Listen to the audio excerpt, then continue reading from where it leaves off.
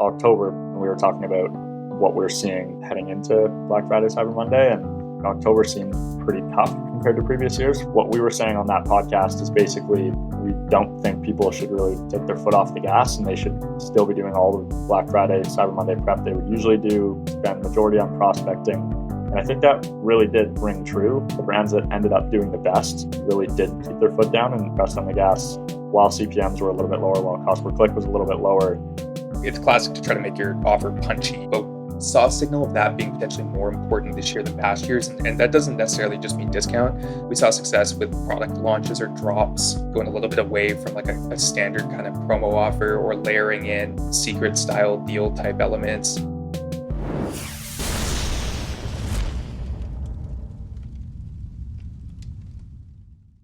If you're a D2C brand on Shopify and you're not using Black Crow, then you're leaving significant revenue on the table. Black Crow uses your own data to help you identify customers returning to your site who would otherwise remain anonymous. The more customers you can identify, the more email and SMS abandonment messages you can send. You'll see incremental revenue almost immediately without having to change any of your existing flows. The best part? All it takes is a one-click integration. There's zero development work required. Head on over to blackcrow.ai/DTC to get started with a free 30-day trial. It's all killer, no filler. I'm Eric, and I am here with Pilot House's Meta, Brain Trust, Taylor, and Nate, here for a quick recap on Black Friday, Cyber Monday on the socials team. So, high level, guys, how was Black Friday, Cyber Monday 2023? I'd say it was an interesting year for sure. I think it was better than expected in some ways. It was definitely a different year than past years, I think. Like it definitely felt like there was a lot more planning in the build-up and then a lot of pretty heavy kind of work even being done in real time to navigate some of the different shifts we saw. Some really interesting patterns. We were noticing that we're backed out by some insights from our Meta rep as well, which we'll dig into. But yeah, it was definitely the takeaway for me on the buying front was definitely an interesting year, but a lot of growth to tap into nonetheless. I think that's a good point about, the huge amount of prep that went into this year, but then on the day of, it's kind of all hands on studio, all hands on console, and making changes kind of right up until the end, which is interesting. Nate, what did you see? Yeah, I mean, I think we talked in October pre-Black Friday, and we were chatting like on the podcast too, and we were talking about what we're seeing kind of heading into Black Friday, Cyber Monday. And I think a lot of brands went into November coming off a pretty slow month. Like October seemed pretty tough compared to previous years for a lot of the brands that are in our space. And what we were saying on that podcast is basically that we don't think people should really take their foot off the gas, and they should still be doing all the Black Friday, Cyber Monday prep they would usually do, spend majority on prospecting. And I think that really did ring true when Black Friday, Cyber Monday actually came. I think the brands that ended up doing the best really did keep their foot down and pressed on the gas while CPMs were a little bit lower, while cost per click was a little bit lower, and filling their top of funnel, and then we're able to squeeze everything out over the weekend. So I think that that strategy that we chatted through about a month or so ago, maybe a month and a half now, I think that really did pay off for a lot of brands. Cool. Cam, welcome to the podcast. Long time since you've been on. I think it's apropos. We won't get into it right now, but of course, you've just recently launched the D2C education brand in partnership with Pilot House, where we've got Scale School available on our website right now, where you can learn from Nate and Taylor. We'll have to do a dedicated podcast a bit more on that. But for now, let's talk about some of the. What about ASC? I know Advantage Shopping or Advantage Plus shopping campaigns are a huge priority of Meta. And I know in our recent meeting with our rep, they really emphasized how well it worked across the board. What did we actually see in our campaigns, Taylor? Yeah, so ASC is an interesting one. So I'm a big believer that you can definitely find great results with ASC, and it's a valuable part of your campaign pillars, essentially within any account that you're working within. We heard from contacts at Meta that the adoption rate was really high. Lots of brands leaned on it pretty heavily, which is what we expected. But from reviewing the data kind of in different places, mixed results as kind of with anything. So we use third-party attribution platforms. It tends to vary brand by brand as to what we're using, but they're a pretty common part of our process. And I think a takeaway with ASC was feeling like it's definitely the right call to consider how those look in those sources as well as you triangulate the data and make those decisions. Just given, even from what I've seen at times, like the delivery pattern tends to be creative forward, which is great, but you might, like from places where I can see new visit percentages tracked and different things like that, we do tend to see differences depending on the messaging in the ad. So it's interesting. They're mixed kind of results when we look at some of those other sources, but generally a valuable part of our success strategy for our brands. That's interesting. It's almost like when people come from those more programmatic ads, they tend to behave in certain ways. They bounce quicker, maybe, or they're not as committed to the page as if they on a real good old fashioned ad. If they clicked on that. Yeah, there's potentially signal that can happen with delivery from that campaign type. Yeah, it's interesting. It's a bit of a case by case, and I think like my recommendation is always to kind of treat it that way and make sure it's part of your menu of campaigns, so to speak, or what you're doing in your structure. But to be careful with it, just because there's nuance to it, there's less control, there's other elements like that can be really valuable at a time to tap into like a broader, more efficient kind of push like this. But also those layers of control can be pretty powerful as well. Very cool. What else really cranked in terms of like, tell us a client story without telling us the brand. What's our best client results that we achieved this year, would you say, on the Meta side? That's a good question. We saw clients with 1,000% growth year over year, which is pretty huge. Obviously, there's context that needs to be unpacked there. Just heading into this Black Friday, Cyber Monday, they had scaled up quite a lot already. But we saw, multiple, 100%, 200% growth year over year accounts, which was really, really cool to see. I don't know if I could pinpoint one specific, but. So, I mean, by the time people will be listening to this, Black Friday, I guess, is be 2 weekends behind. We're rolling into the month of December now. So I'm curious if you can unpack how the weekend unfolded for a lot of the partners that we're working with. And now that we're a week into December, what brands are seeing in terms of if they're keeping momentum up or if it's falling off?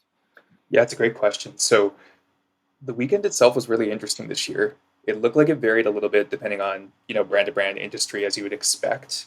From reviewing some different insights we gained within our network as well, we heard that from Meta's perspective, it was a softer Black Friday, at least initially, from the initial data that they had in terms of revenue than past years, but the interest was high. So that's going to look at things like click-through rate and different details like that, looking at year over year. But a really, really strong Cyber Monday. But general takeaway was opportunity for growth at different points, kind of depending on how you were navigating, which was really interesting. I know for me, I felt like I was making a higher frequency of optimizations and strategic moves throughout the weekend, even versus past years. Coming into December, mixed results for sure. A lot of cases where we are riding that momentum and we gain learnings. I think there are notable points where we leveraged a lot of creative insights to then flip into evergreen strategies before you hit those peak shipping deadlines. So that's been a big success across a lot of our brands, leveraging creative styles that we could flip into the period coming out or extending offers and things like that. But definitely a little bit mixed in terms of the result. Definitely some places too where there's signs of potentially softer intent and stuff like that. It makes sense that you'd get people, the interest is always there, and then people are just really making sure they're getting that best deal, or they're thinking about what they're going to spend their money on this year, so they might click on a bunch of things and then sort of go into that decision funnel. Also, I also think there's some network effects here. Like Clifford was talking about how Amazon released their Black Friday sales earlier this year, and the week leading up to Black Friday was a really busy one. And I think buyer intent and interest to make those purchases during that 2-week period is obviously super, super high, but it feels like that Black Friday, Cyber Monday weekend is getting spread out over those 2 weeks, and Meta is just scooping people up like over a longer period of time versus all those sales being isolated within the weekend or even on Black Friday. What was this other trend you noticed as well, Taylor, around the offers that you saw working? Like the way that people were sort of pattern interrupting with their offers rather than just doing discounts or BOGOs? Yeah, we definitely noticed a pattern of some sort of, it's classic to try to make your offer punchy and resonate really well. But saw a signal of that being potentially more important this year than past years. And that doesn't necessarily just mean discount. We saw success with different strategies like product launches or drops over that weekend, going a little bit away from like a standard kind of promo offer or layering in like special secret style deal type elements. That was a valuable part of some of the strategies that we had. And some of that was shifting on the fly on the weekend, even just as we were navigating data. So I think it's really interesting. I think for next year, it does present a big opportunity for a lot of brands to consider that in their planning and the build up. What can they offer their audience that's unique about this and really drives home the need to buy that right now and the excitement to buy that right now. And you just want as many arrows in your quiver as you can. It was funny. I was even just talking with the Amazon team about needing to make sure you've got every one of your promotion categories filled at all times so that they fire when Amazon's ready to fire them. And the same is true of your promotions, that you have as many kind of looks that you can be ready to deploy on those days for reasons, customer touch points, right? So if you're launching products, it's just another authentic way that you can connect with your customer during that time, drive more sales. Yeah, like we're big believers in using other relatively comparable moments to try to set yourself up to then have an entire plan of your hard launch, your contingency elements, all of those things together coming into the weekend. So, good example is using Labor Day to test offers and see how that resonates, or like with product strategy, considering maybe bringing back favorite products or something like that into the drop period. There's different things you can do like that to try to increase the confidence and keep things in your back pocket in case things do shift, as unexpected things can come up for sure. Sorry, one sec. Just scrolling through my inbox right now and reading some banger texts, like this recipe from Graza, this sale reminder from Brooklyn, and oh yeah, this gift guide from Dr. Squatch. What do all these brands have in common? They all use Postscript for their SMS marketing. Postscript is on a mission to make SMS the #1 revenue channel for e-commerce merchants by delivering an easy-to-use platform where they can grow their subscriber list, develop and test their messaging strategy, deliver excellent customer service, and drive sales and loyalty all in one place. Over 12,000 merchants are using Postscript in their tech stack, and you should too. Visit postscript.io/DTC to receive an exclusive offer. Taylor, you had a shout out here just about credit and about basically how, in our conversation with our rep, they mentioned there were no major outages this year, which is a good thing, as there have been in past years when their system is load tested the way it is during Black Friday, Cyber Monday. But that credit issues were the only kind of issues where people unexpectedly ran out of credit or had credit cards go down at specific times. What was your experience with this, and what's your suggestion to any meta people who might be listening? Yeah, so I think it's important to plan that really early. And like one thing I think that we learned was that credit limits can change unexpectedly too, based on what you might understand going into it. So it's valuable to do your due diligence and just be ahead of the game on that, like months out. From what we heard with our contacts at Meta as well, there weren't really any systems bugs per se, but more challenges with credit this year, which I thought was an interesting pattern, and just provides a helpful reminder to get way out ahead of that next year as well. I would add to that there's also kind of multiple layers to the credit piece. There's obviously, if you've got an account on invoicing, there's that level of it. Like what are your actual invoicing thresholds? But then there's also obviously your credit card credit limits that you should be double checking if you're using credit card billing.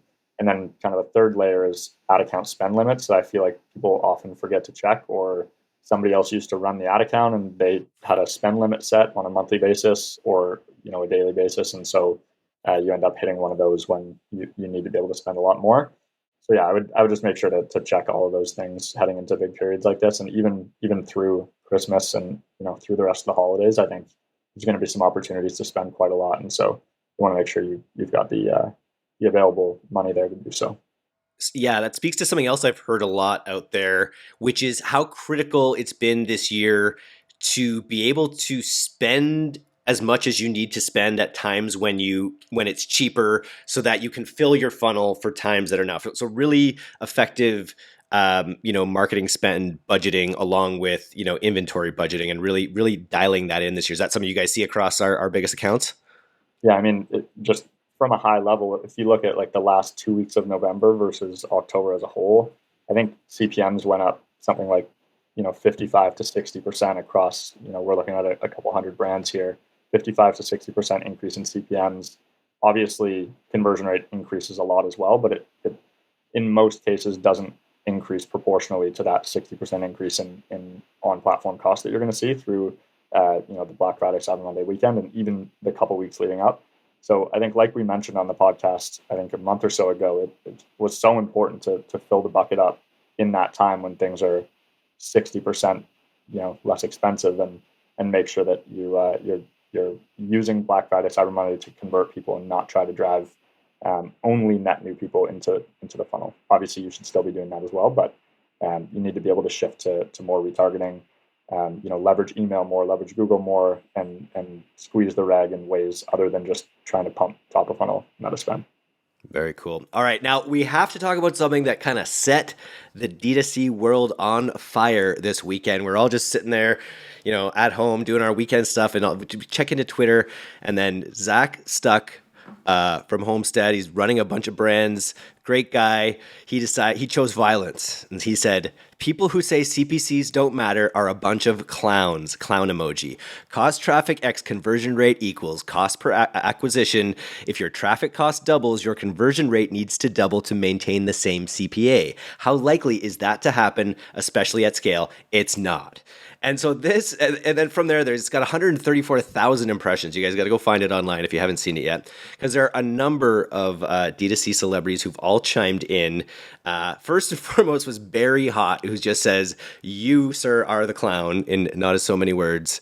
But I'm curious. It's an interesting thing to posit. He does have a point about your rising costs. But Taylor, what's your take on this situation? Do CPCs matter? Yeah, it's an interesting conversation to me. Because I think like context is key with something like this.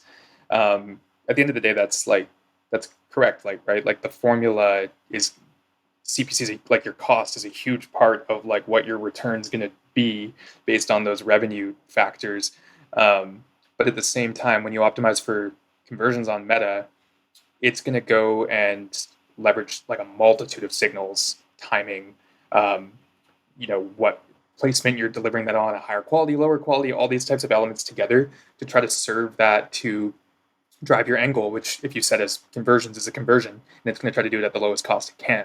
I think when it comes down to it, the important part here is really focusing on a lot of the whys behind things. Like for me, I'll always have CPC as a signal I'm referring to as part of my signal mix. It might not be top of the waterfall for me a lot of the time, but it depends on what I'm looking at and the relative context of everything. Even getting into the mix of channels in play, and is this a prospecting ad or a retargeting ad? Like, how does that play out to the whole system we're running? So I think when it comes down to it, it's part of the story. It's an easy thing to kind of get fixated on, but I think it's most valuable to think about where it fits into the story and what that whole story looks like, and then how do we improve performance based on that whole story. Because every single ad impression is mapped dynamically and is going to have a value based on a million factors, like chief among, like if they're at the bottom of the funnel, it's going to be a much more valuable impression. It's going to cost a lot more and it will convert a lot higher. You're not going to be able to say on aggregate that if your cost of click doubles, your conversion rate will double. If that happens, your campaign will likely fail. But on a moment-to-moment basis, to try to pin down clicks as a leading indicator isn't going to work. It's more of a following indicator. It's part of the puzzle. And I know it's something we talk about all the time. Is a good segue into Scale School, the course that teaches the pilot method, which is very simply our method of kind of going through and isolating variables in ads, starting with angles, kind of going through variable by variable to create ads that work well and convert. And I know we use CPCs at small budgets to find those early initial, signals as to whether people are interested in a particular headline or particular ad image. So it's definitely something we use. It's just not something we'd probably hinge a whole campaign on. Yeah, because I think what everybody was trying to get at, or the people that say CPCs don't matter get at, is if you have a $1.50 cost per click, but your conversion rate on that traffic is lower, and so your cost per acquisition is $30, and then you have an ad that has a $3 cost per click, but your conversion rate on that is way higher, you could literally be sending to the same landing page, and that could be happening because of the quality of the traffic that ad is is driving. So if on that second ad with a $3 cost per click, your cost per acquisition is only $20, obviously that's a better case despite having double the cost per click.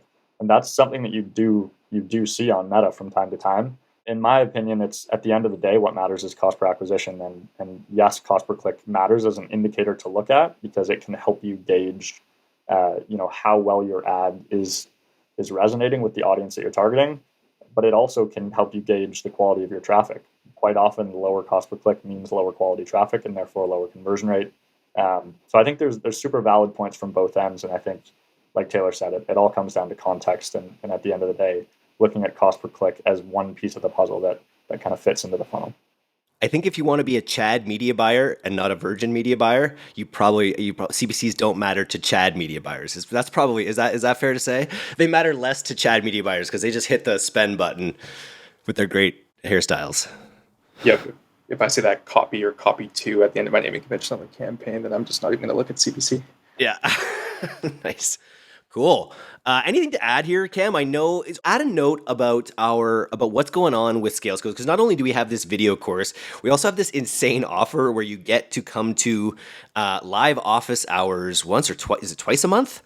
With the Brain Trust here at Pilot House Meta. If you have any questions, and what it's starting to morph into are these incredible sessions where we're actually like group problem solving individual people's problems. We're actually coming up with like live pilot tests that we're helping people kind of put together in their ad campaigns. We're going to follow up with some results soon. Cam, talk a little bit about what you're building over at Scale School.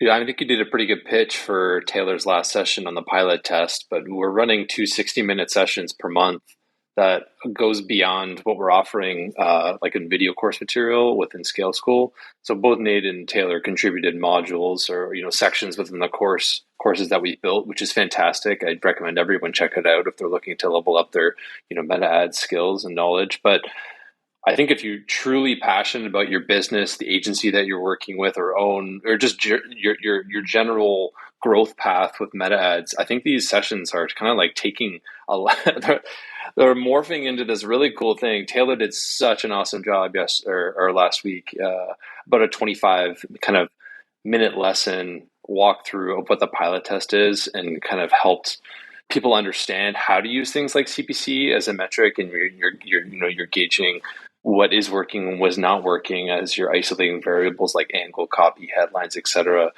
And they're just extremely valuable sessions. So I think the course material is valuable, yes, but for such a low cost over an annualized period of time, these sessions are so awesome. And really what we're trying to build is a community of the best meta marketers in the world, put them all in the same room, or figure out a way to build a community where they can share their knowledge with one another. And more importantly, if you're looking for advice, you can collaborate and learn from the Pilot House team. I love it. And what I see a lot of like education fail because it's someone who makes a course and then they just go to focus on selling it. Whereas we're this like holistic organization, like media company / agency. We need to keep that course updated when it comes to, helping train new staff on it, for instance. So this partnership between us it creates like a living course where we're not going to let it get outdated. We're going to keep it, once you get in, you get access to it all. And then with this crazy like 12-month deal where you get access to all of these individual sessions, I think we'll look back on it and be like the value we gave in that first year was pretty off the charts. And I'm really excited for what it's going to become as an organization. What are we actually driving people to here, like audioly? It's just check out the education page on our website, and then all the information is there for you to check out. If you do it quick enough, our Black Friday prices are still available. By the time you hear this, they might be down, but right now they're still available. So you'll wish you had a time machine. Wink, wink, nudge, nudge. Wink, wink. Awesome. Thanks, guys. Thanks, guys. See you guys.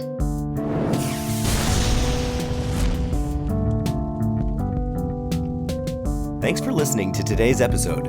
If you're not getting the D2C newsletter, you can subscribe for free at directtoconsumer.co. And if you want to learn more about Pilot House's all-killer, no-filler services, take off to pilothouse.co. I'm Eric Dick, and this has been the D2C Podcast. We'll see you next time.